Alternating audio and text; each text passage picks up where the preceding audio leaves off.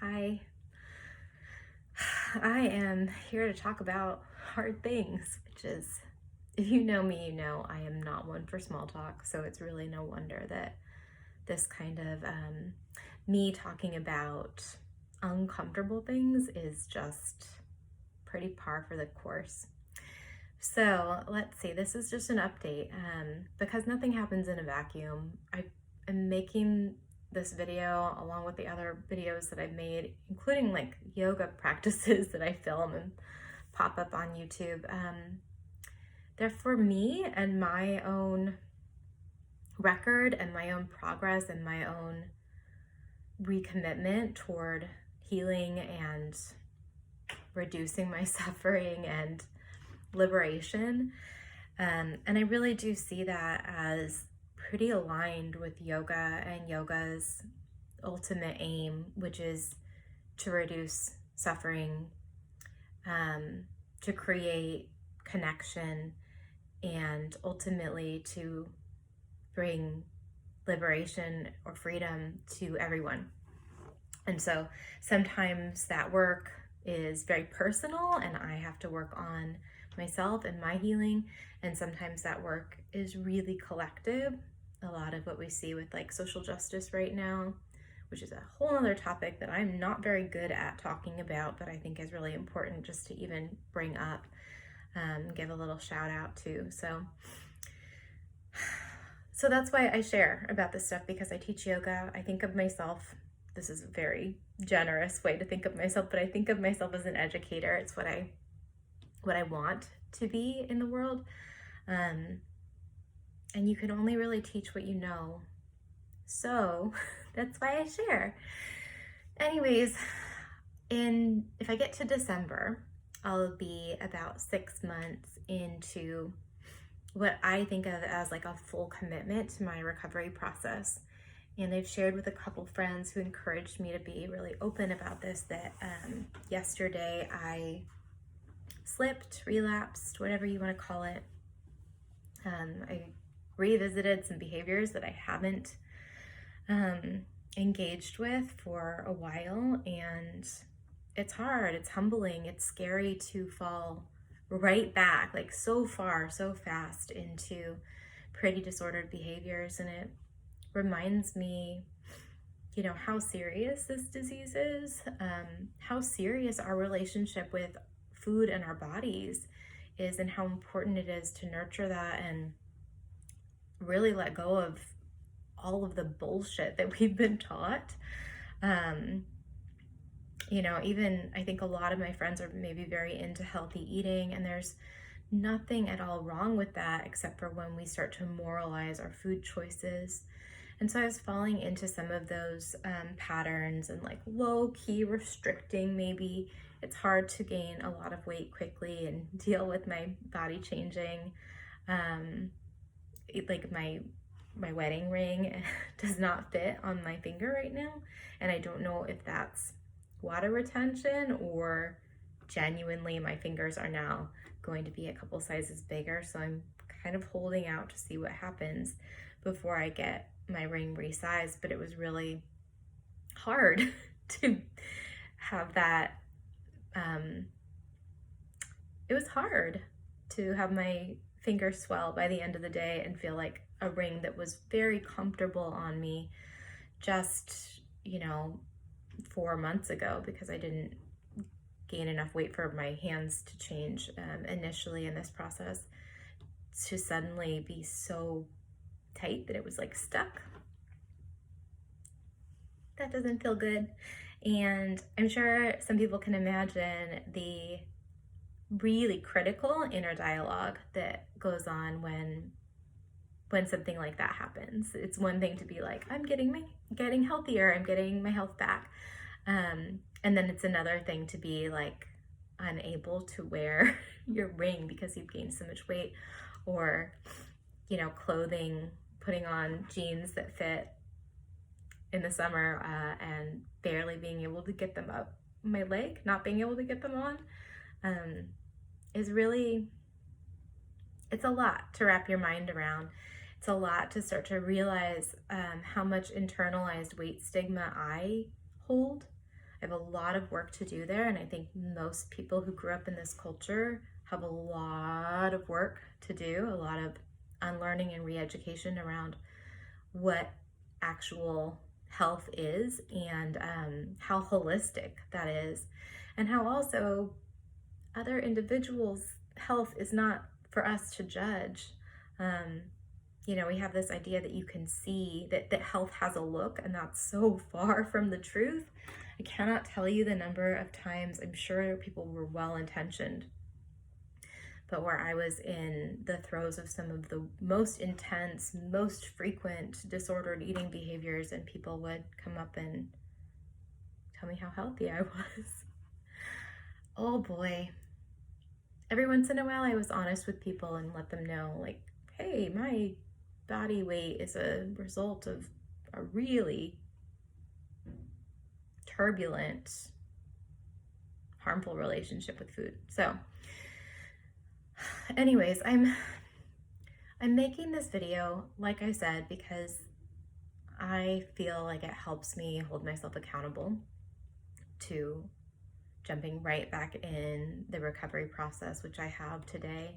For me, that means eating meals and snacks, listening to my hunger, not delaying eating, and really low-key movement for a few days as I kind of get my fluids and electrolytes and everything back into balance. So things like walking in nature and gentle stretching, that's what it's about today if I want to move my body.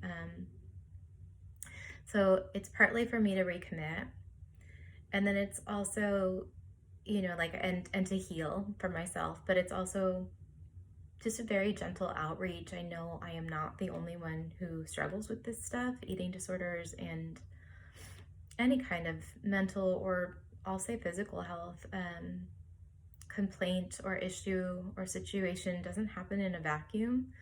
I know a lot of people are struggling right now. We have a pandemic going on. And a lot of people are tired of that, which I totally get. But if you have your health, if you can take a deep breath, I have a friend who's in the hospital right now because her oxygen saturation is not good. So if you're able to breathe deeply down into your core, down to the bottom of your lungs, and go out for a walk, you're doing pretty good. You've got a lot to be thankful for, and wearing a mask or being asked to connect with our families from a distance is really not a lot to ask in exchange for being alive and not risking getting anyone else sick as well. So, right, back to my point. For me to recommit back on board, and then also just to reach out, because I know that I am not the only person who struggles or suffers. I know people who aren't diagnosed with eating disorders, but who their relationship with food is very fraught and painful. And I think that it's worth mentioning that it doesn't have to be, that we all deserve to have less suffering around that, more liberation around what we choose to feed ourselves with, and more freedom around what our body needs to look like. I mean, I was picking apart my skin the other day because I got like these wrinkles around my lips, and I'm getting little fine lines elsewhere, whatever. Why? It's just a body. It's just skin. It's being a body, right? The weight gain, the water retention, whatever's going on for me.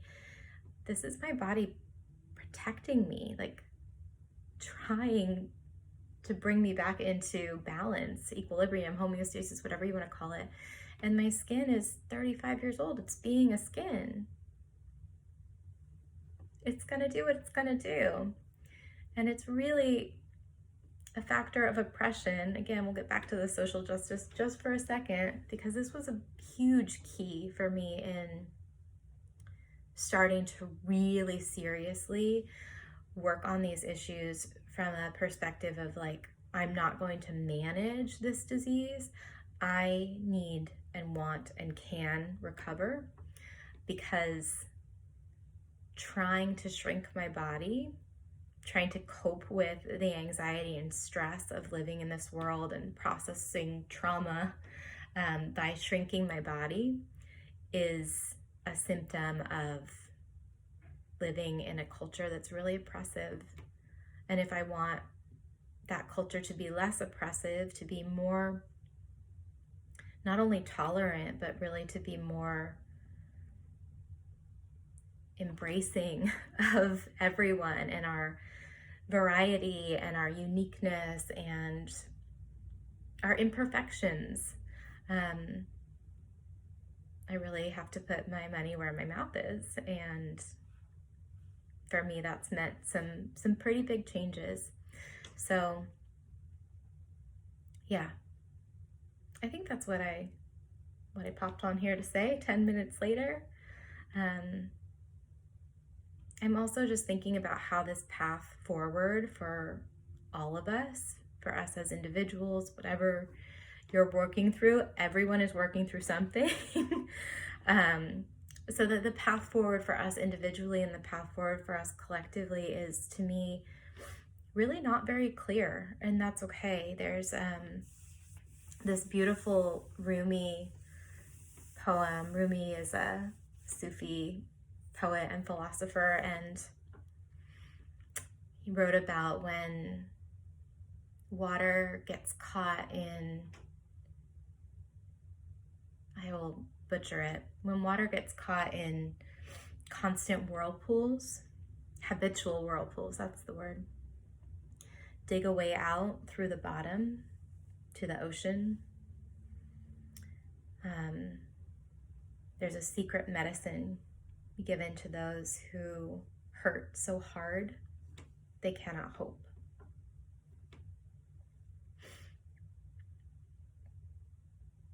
And I think it's just so much like that, right? If you're going through something right now that's really hard, and the path forward or through or out or whatever doesn't make sense or seem clear, that's okay. There's something really powerful, like magical almost, to leaning into that chaos, not to creating more harm for yourself, but to surrendering those expectations and those attachments that we have, that sense of entitlement or sense of truly knowing what's best. I mean, if you can let that go and fall backward, like huge trust fall into humility. I was listening to a woman talk about that poem, in fact, and she said, you know, if you're working through trauma, if you're processing trauma, it is digging down into the whirlpool, to the bottom of the ocean, and trusting, or not trusting, but just doing it because there's really no other choice.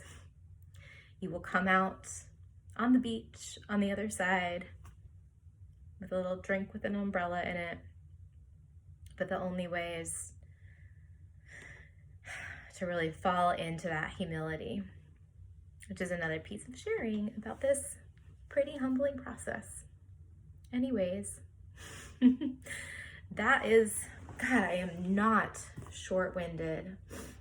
Some would say I talk too much. They would be right. Anyways, that was what I popped on here to say. My nose is running a little bit. Please stay healthy if you can. Stay well. Wear your mask. Wash your hands. Love ya.